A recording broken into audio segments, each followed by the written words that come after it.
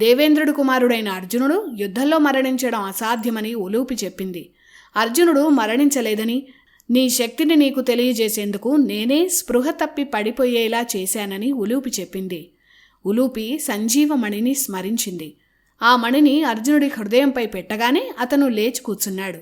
తాను ఇలా కుమారుడి చేతిలో ఓడిపోవడం ఏమిటో అర్జునుడికి అర్థం కాలేదు. అప్పుడు ఉలూపి ఇలా చెప్పింది. కురుక్షేత్ర యుద్ధంలో శిఖండిని ముందు పెట్టుకుని భీష్ముడిని అర్జునుడు సంహరించాడు. వసులోకానికి చెందిన వసువే భీష్ముడిగా జన్మించాడు. భీష్ముడి మరణంతో అర్జునుణ్ణి వసువులు శపించాలని చూశారు. ఆ విషయం తెలుసుకున్న అర్జునుడి భార్య ఉలూపి తన భర్తను రక్షించాలని తండ్రి నాగరాజును కోరింది. తన అల్లుడైన అర్జునుడికి శాపం తగలకుండా ఉండాలంటే ఏం చేయాలని నాగరాజు వసువులను అడిగాడు.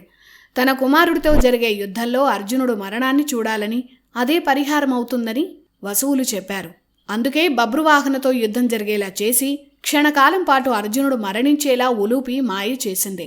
ఆ తర్వాత సంజీవమణితో బతికించింది. అలా వసువుల శాపం అర్జునుడికి తగలకుండా ఉండేలా చేసి అర్జునుణ్ణి ఉలూపి రక్షించింది. ఈ కథను ఉలూపి అర్జునుడికి చెప్పింది.